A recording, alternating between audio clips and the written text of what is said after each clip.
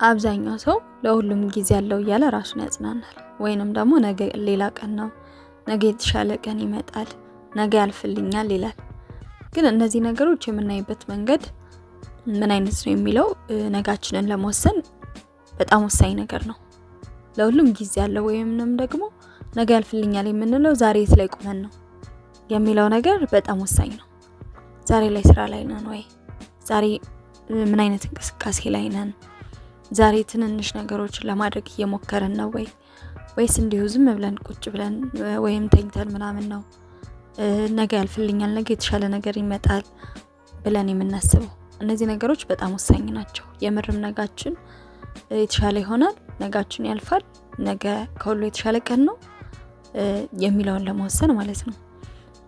አበባ ደሳለኝ ሙዚቃ ላይ ምን ይላል መሰላችሁ? ጊዜው መገስገሱን ከቶ ሰው ዘንግቶት ነገ አልፎልኝ ይላል ማለፉን ረስቶት ይላል። እና የምር በጣም ትልቅ ትርጉም ነው ያለው ይሄ ሙዚቃና ነገ አልፎልኝ ይላል አብዛኛው ሰው።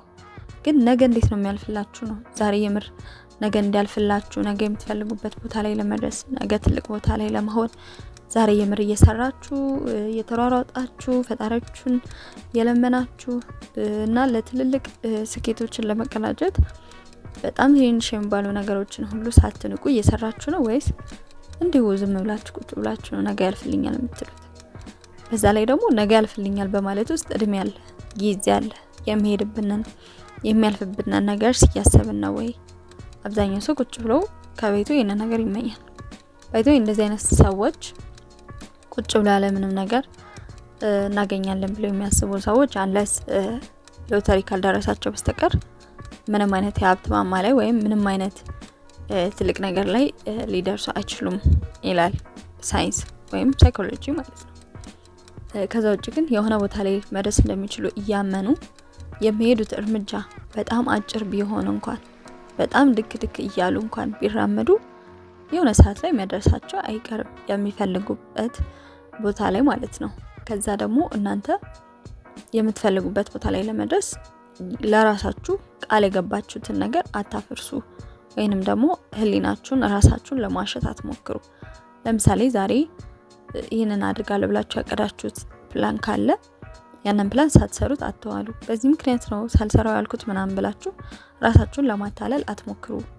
በቃ ራሱን ማሸት የሚያቆም ሰው የሚፈልግበት ቦታ ላይ ለመድረስ በጣም ይችላል ማለት ነው። ስለዚህ ነገ አልፎልኝ ይሄም ቀን ያልፋል ምናምን ስትሉ እናንተ ከምትሰሩት እናንተ ከምታደርጉት ነገር አንፃር የምርም ይሄ ቀን ያልፋል ወይ?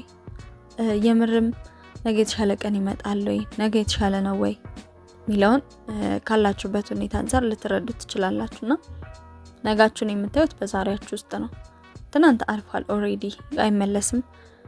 ነገም ደግሞ እንደዚሁ ተስፋ ነው፣ አይታወቅም ምን እንደምናገኝ ማለት ነው። ምን እንደምናገኝ ሊጠቁመን ወይም ሊመራን የሚችለው ደግሞ ዛሬ ነው። ስለዚህ ዛሬያችሁ ላይ ስሩ። ዛሬ ምን እያደረጋችሁ እንደሆነ አስሙበት። ከዛ በኋላ ነው ነገ ላይ እንደሚያልፍ ወይንም ደግሞ እንደማያልፍ ማወቅ የምትችሉት ማለት ነው። ስለዚህ ዛሬያችሁን ወደዱት፣ አክብሩት። ለዛሬያችሁ ስትሰሩ ነጋችሁ ያማረ ይሆናል ማለት ነው። ይህ ድንቅ አእምሮ ነው። ቻናላችንን ሰብስክራይብ ማድረግ እንዳትረሱ፣ ላይክም አድርጉን። ቤተሰብ ሁኑ። ቀጣይ በሌላ ቪዲዮ እስከምንገናኝ ድረስ ሰላም ሁኑ።